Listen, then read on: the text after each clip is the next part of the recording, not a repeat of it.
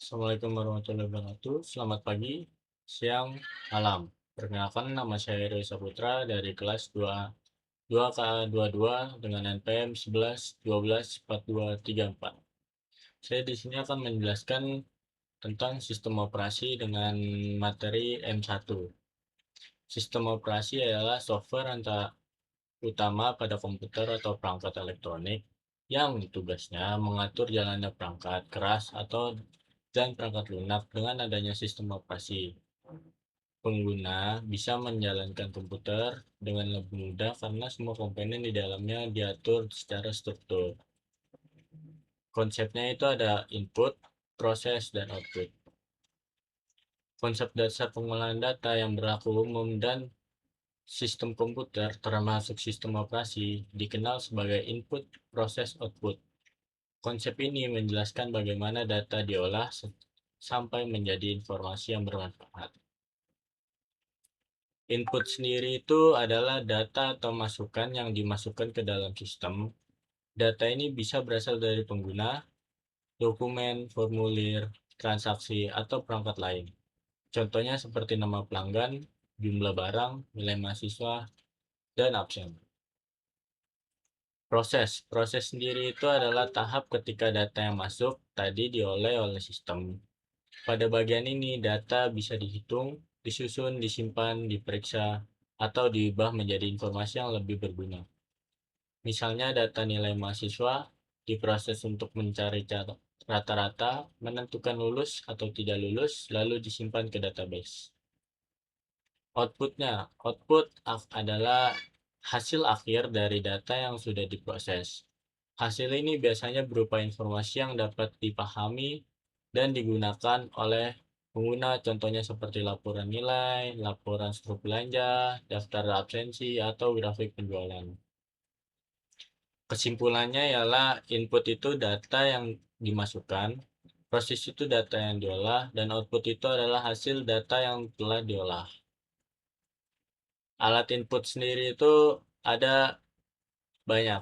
Misalnya itu ada webcam, itu adalah memasukkan gambar atau video, ada keyboard untuk memasukkan huruf atau angka, ada scanner mengubah dokumen atau gambar menjadi data digital, ada mouse menggerakkan pointer, ada mikrofon memasukkan suara.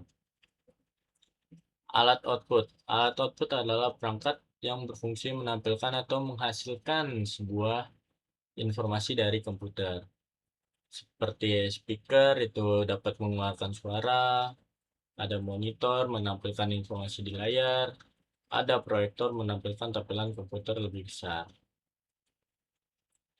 Lanjut ke pembahasan selanjutnya, itu adalah ROM dan RAM. RAM sendiri adalah kepanjangan dari Random Access Memory. Memori ini yang digunakan untuk menyimpan data sementara yang sedang bekerja. Data yang biasanya disimpan di RAM antara lain aplikasi yang sedang dijalankan, data yang sedang diproses oleh CPU, file yang sedang dibuka, dan sistem operasi yang sedang aktif. Karena sifatnya sementara, jadi RAM akan hilang di komputer dimatikan. ROM. ROM sendiri adalah Read Only Memory. Memori yang menyimpan program penting yang sifatnya tetap atau permanen. Contohnya seperti BIOS, firmware, program untuk proses booting, dan instruksi dasar untuk mengontrol perangkat keras. Berbeda dengan RAM, data pada ROM tidak akan hilang walaupun komputer dimatikan. Lanjut, hubungannya apa sih ROM, BIOS, dan OS itu? OS itu adalah sistem operasi atau sistem operasi program yang mengatur jalannya komputer sekaligus menjalankan aplikasi. Misalnya itu Windows, ada Linux, ada macOS, atau Macintosh. Hubungan antara ROM, BIOS, dan OS adalah sebagai berikut. Saat komputer dinyalakan, ROM akan menjalankan BIOS. Setelah itu, BIOS bisa melakukan proses booting. Lalu, sistem operasi dimuat ke RAM. Selanjutnya, supaya komputer bisa digunakan, Jadi ROM menyimpan program dasar yang berfungsi untuk memulai komputer dan membantu memanggil sistem operasi. Nah, lanjut kita ke pembahasan pemrograman. Itu ada high level dan low level.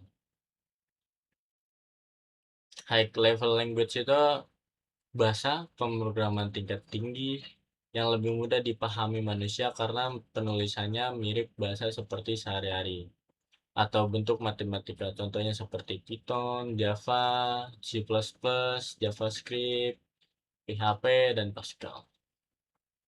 Lalu ada juga yang low level language. Bahasa pemrograman tingkat rendah yang lebih dekat dengan penulisan mesin. Menggunakan kode biner yaitu 0 dan 1, serta assembly language yang memakai simbol atau mnemonic untuk mewakili struktur mesin. Lanjut, ini ada diagram status proses atau proses state diagram.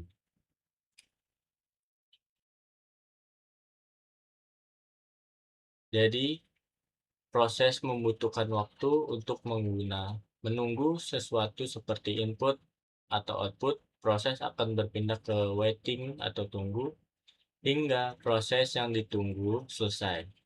Setelah selesai menunggu, proses akan kembali ke ready untuk menunggu di giliran berikutnya.